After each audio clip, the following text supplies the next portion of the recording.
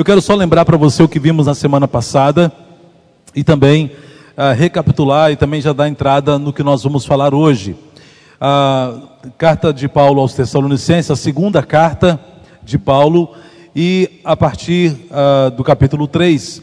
Na semana passada lemos os versos de 1 a 11, hoje vamos ler dos versos 11 a 18, terminando então essa carta, o último capítulo da segunda carta de Paulo aos Tessalonicenses.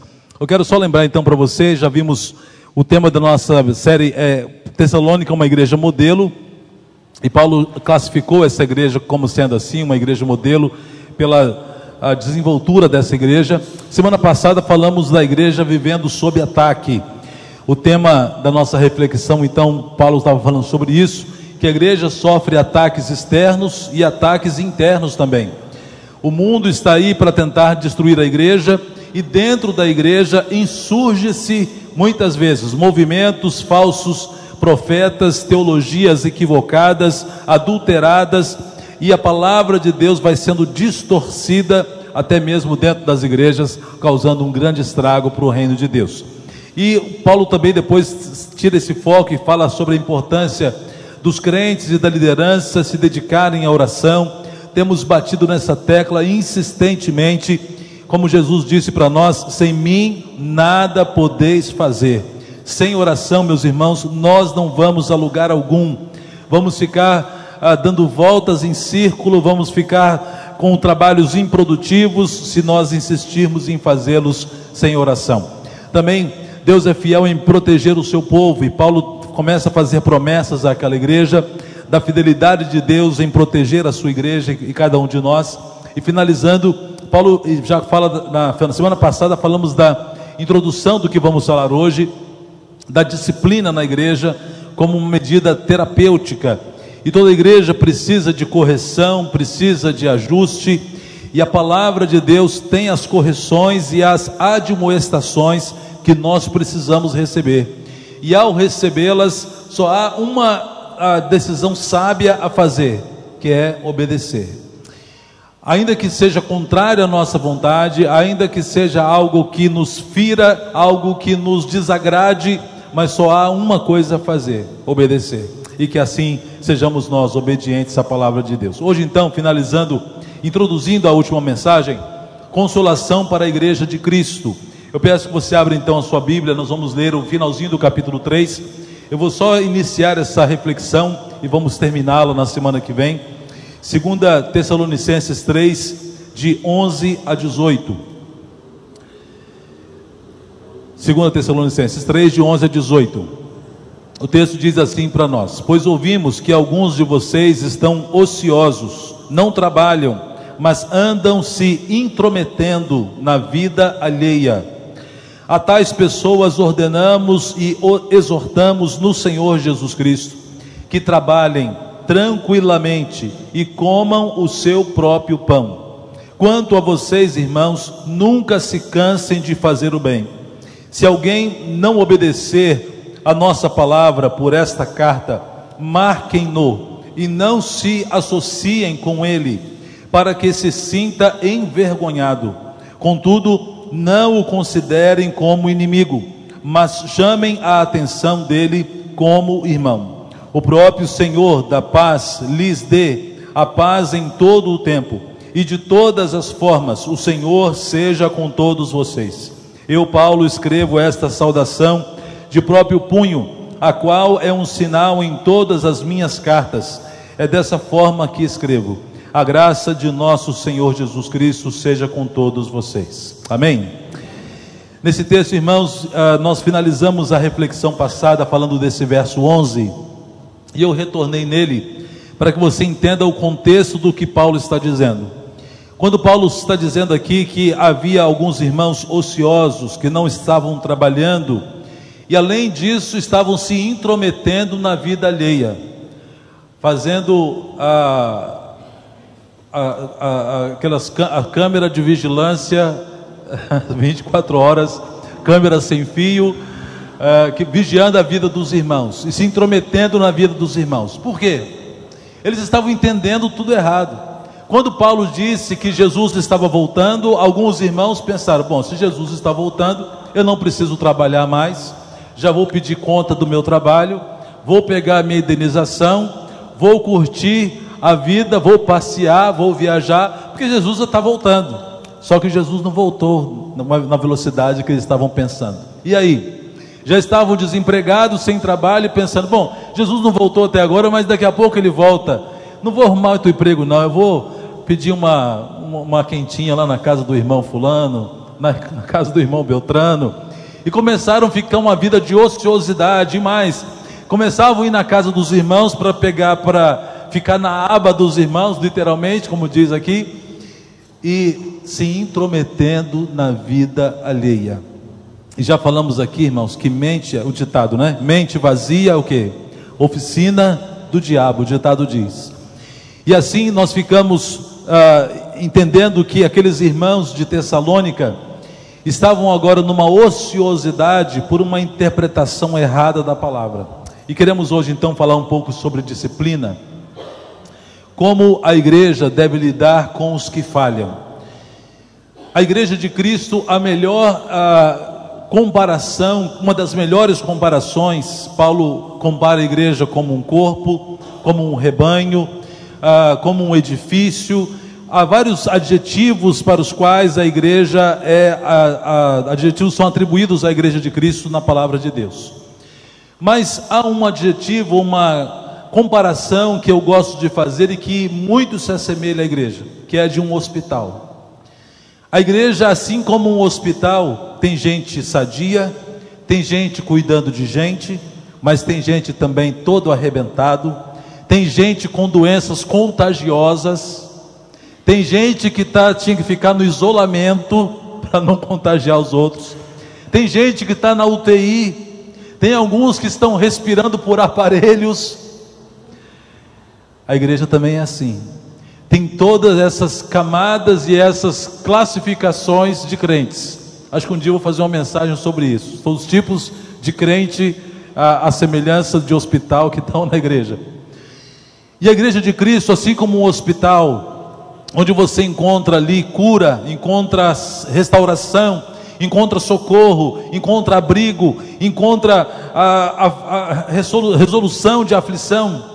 Mas na igreja também, como todo um hospital, que tem os seus problemas, a sua oportunidade de contágio, pessoas em estado terminal, a igreja também encontra-se assim.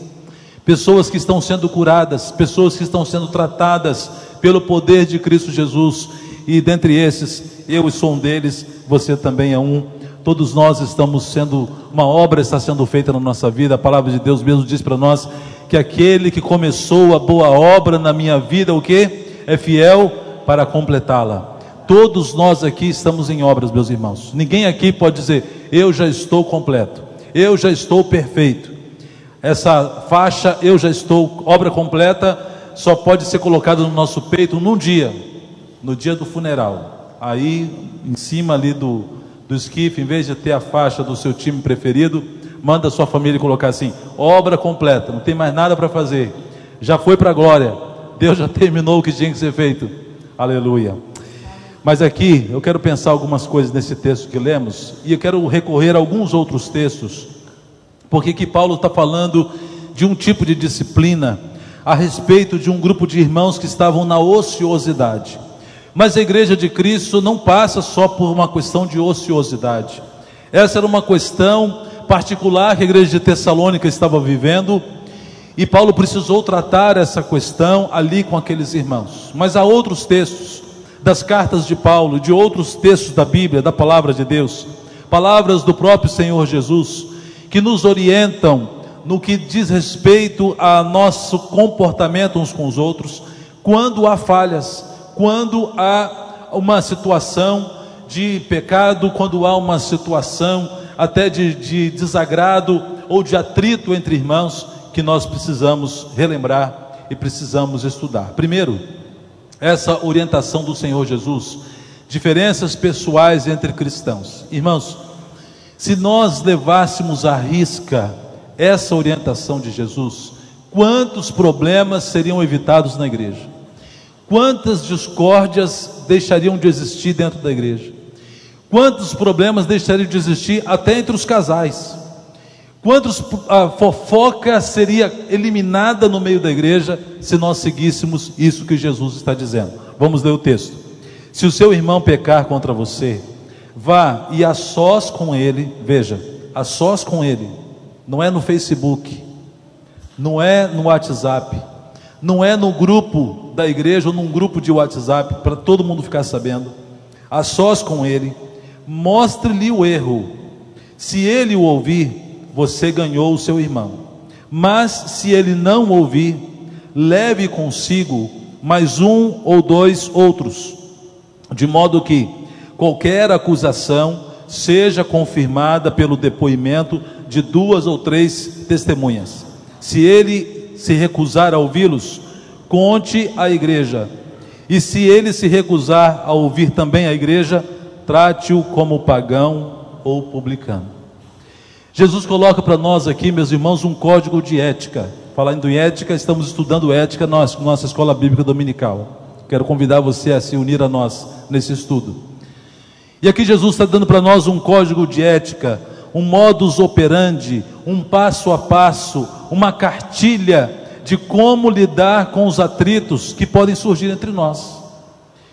Já falei aqui que cada um de nós aqui não está livre de pisar no calo um do outro. Ninguém aqui está isento de cometer uma falha com o outro, e eu me incluo nessa lista também, lógico. E assim como nós podemos pisar no calo do irmão, ofender um irmão, falhar com ele em alguma coisa, qual é a atitude que você deve ter quando isso acontecer? Procurar a pessoa que lhe ofendeu e você a sós com ele resolver o problema, abrir o seu coração e dizer: meu irmão, você me magoou nisso aqui, essa sua atitude, a sua palavra, a sua a ação ou até a sua omissão me ofendeu, me magoou, me entristeceu. Às vezes temos vivido um tempo também, meus irmãos, que quero levar um foco também para uma outra área, que às vezes temos ficado muito melindrados, muito nervos à flor da pele. Às vezes uma menor palavra, uma das menores reprimendas, uma menor admoestação que se faz a alguém, a pessoa já fica hiper nervosa, já fica magoada, já cria uma barreira no coração. Haja visto, eu já vi exemplos assim, alguém que está magoado com outro, porque passou perto de mim e não me cumprimentou, e já fica magoado, e já fica de mal. Belém, Belém, nunca mais ficou de bem. Já viu aquilo? Uma atitude assim mesmo, porque passou e não cumprimentou, porque não curtiu a postagem que eu coloquei lá no Facebook. A minha formatura de Casados para Sempre não deu nem um like na minha formatura, estou de mal. Não estou falando que os casais vão fazer isso não, viu? Só estou ilustrando aqui, usando eles. As pessoas às vezes ficam assim muito melindradas, por coisas bobas, por questiúnculas. Não podemos ser assim, irmãos. Mas se isso acontecer, procure seu irmão, fale com ele: meu irmão, fiquei chateado com você, estou aborrecido com você. Mas o que acontece em via de regra? A gente fala para a família, para o irmão, para a irmã, para o esposo, para a esposa, fala para o amigo, coloca no Facebook, coloca um monte de indiretas lá. As indiretas são quase que diretas, né? Só falta dizer o nome. De tanto detalhe que dá do caso, você já sabe do quem está falando, da hora e do dia. Não é assim que Jesus ensinou, mas procura o seu irmão, você e ele só. Se ele te ouviu, amém. Se não ouviu, leva a testemunha. Se não ouviu, leva ao conhecimento da igreja. Nós precisamos tratar as coisas como Jesus ensinou. Também não há só erros de relacionamento, mas às vezes erros doutrinários. E Paulo escreve muito sobre isso. Há vários textos das cartas de Paulo em que ele orienta como deve a igreja agir com aqueles que se desviam doutrinariamente. Primeira coisa, precisa haver um ensino paciente. A igreja precisa sempre que algum irmão descambar ou interpretar, ou fazer uma exegese, ao invés de exegese, fazer uma exegegue, né? Ou então uma exegere, ao invés de exegese. precisa corrigir aquele irmão, colocar a interpretação correta da palavra, com paciência, dar o benefício da dúvida e do erro para aquele irmão. Afinal de contas, qualquer um de nós pode errar.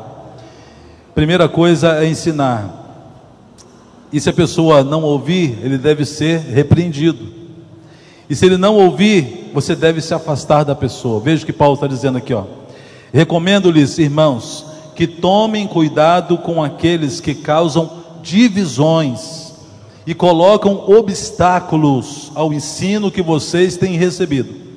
Afastem-se deles, pois essas pessoas não estão servindo a Cristo nosso Senhor, mas a seus próprios apetites. Mediante palavras suaves e bajulação, enganam os corações dos ingênuos ou dos indoutos. O que me chama a atenção nessa repreensão de Paulo é que ele está dando essa veemente palavra, não é para uma distorção das Escrituras, mas de alguém que está causando divisão no meio da igreja, alguém que está criando partidarismo dentro da igreja, alguém que está criando barreiras para a comunhão dentro da igreja. Olha a severidade que Paulo está tratando com os irmãos, escrevendo aos Romanos, a severidade que ele está usando para quem usa de artifício para criar divisões no meio da igreja. Assim como naquele texto também de Provérbios que diz das coisas que Deus detesta, e a sétima ele abomina. Qual é a sétima que Deus abomina? Aquele que causa discórdia entre irmãos. Isso tem que ser abominável no meio de nós. Por isso o tema da nossa igreja esse ano está escrito aqui, ó, está estampado aqui: o ano da comunhão. Temos, meus irmãos, que trabalhar incessantemente, incansavelmente pela comunhão da igreja, e não permitir, não se macomunar, não criar coro e não se tomar forma com aqueles que querem criar divisão no meio da igreja. Não podemos, precisamos tratar de forma exemplar. E falando aqui ainda de desvio doutrinário ou de erros de interpretação, qualquer um pode estar sujeito a isso. Mas hoje, meus irmãos, a palavra de Deus, ela tem sido divulgada, difundida e tem sido franqueada de uma forma tão rica, tão múltipla, há tantas Bíblias de estudo, Bíblias comentadas versículo por versículo, tantas versões da Bíblia na linguagem de hoje, NVI, NVT, a Bíblia Viva, tantas outras versões da Bíblia, que hoje alguém interpreta um texto errado só se quiser, só se tiver mal intencionado. Além disso, além de tantos comentários, você encontra mensagens de diversos pastores que vão tá pregando aquele texto, que você tiver alguma dúvida. E se tiver dúvida ainda, recorra ao seu pastor, a um irmão que tem um pouco mais de preparo, mas recursos e condições para examinarmos as Escrituras nós temos. E muitas vezes negligenciamos por não termos a paciência, o devido cuidado de fazer o estudo da palavra de Deus.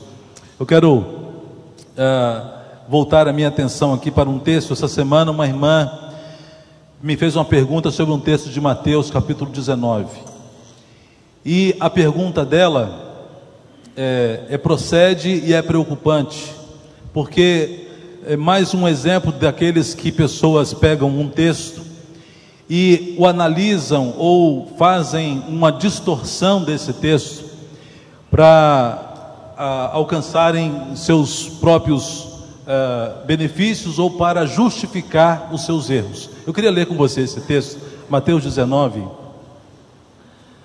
o verso 10 em diante. Mateus 19, verso 10 em diante. E assim vou finalizar a minha palavra aqui. E ela me perguntou mais especificamente sobre o verso número 12. E ao ler esse verso número 12, tem sido usado por movimentos como o movimento LGBT, agora LGBTI, né? E esses, como que Jesus estivesse dando respaldo ou justificando a alguém que nasce homossexual, uma distorção uma aberração de interpretação do texto. O contexto que Jesus está falando aqui é sobre o divórcio. E Jesus então fala que a única condição que a Bíblia assegura o divórcio é no caso de adultério, e mesmo assim por causa da dureza de coração, porque a vontade de Deus é que mesmo que houvesse adultério, é que não existisse o divórcio, porque afinal de contas uma das lições mesmo do Casados para Sempre é a lição de uma só carne, que é uma união indivisível, e por ser indivisível, o divórcio ele é abominado por Deus. Mas Jesus então, testado pelos fariseus, ele diz isso, que Moisés deu carta de divórcio apenas por causa da dureza de coração das pessoas. Aí aqui no verso 10, os discípulos respondem, interpelam Jesus, até com um ar de ironia. Eles falam assim, os discípulos de Jesus disseram, se essa é a condição do homem em relação à sua mulher, é melhor não casar. Percebe a ironia dos discípulos? Se a coisa é complicada assim, só pode divorciar, nem caso de adultério é para divorciar, então é melhor não casar. Mas eles falaram isso aqui concordando com Jesus, eles estavam ironizando. Aí Jesus diz, continua no verso 11, nem todos têm como aceitar este ensino, disse Jesus, só aqueles que recebem a ajuda de Deus. Alguns nascem eunucos, alguns foram feitos eunucos por outros, e alguns a si mesmo se fazem eunucos por causa do reino dos céus. Quem puder que aceite isso. Essa primeira frase de Jesus que diz assim, alguns nascem eunucos, aí eles pegam aí, tá vendo? Algumas pessoas nascem eunucos, ou seja, algumas pessoas nascem homossexuais. Não é isso que Jesus está falando.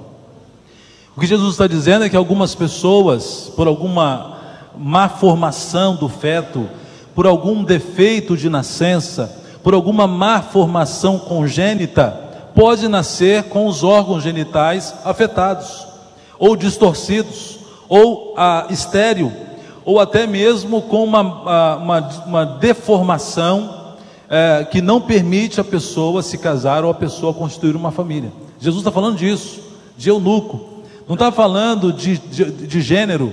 Jesus está falando de pessoas que podem nascer assim.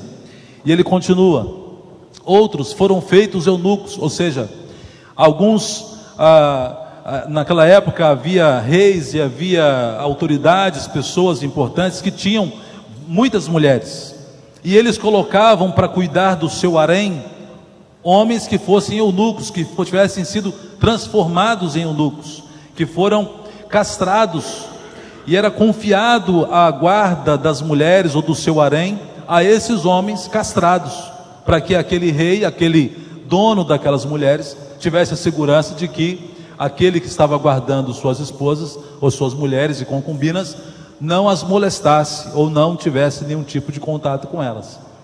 E Jesus fala então de um terceiro tipo de eunuco, no qual ele próprio se encaixa, e também foi a história do apóstolo Paulo. E Jesus fala, e alguns se fazem eunucos, alguns a si mesmos se fazem eunucos por causa do reino dos céus. Quem puder que aceite isso. Então veja, irmãos, como um texto que podia ser simples acaba sendo distorcido de forma intencional, de forma maléfica, de forma diabólica, podemos dizer assim, para enganar os indoutos e para querer justificar suas más atitudes, maus comportamentos contrários à palavra de Deus. Então nós precisamos vigiar, ficar atentos e fazer um exame sadio das Escrituras. E como eu gosto sempre de citar a igreja dos bereanos, Paulo, quando foi em Bereia, ele elogiou os irmãos daquela cidade, porque tudo que Paulo pregava, sabe o que os irmãos bereanos faziam? Eles iam lá nas Escrituras para conferir se estava certo.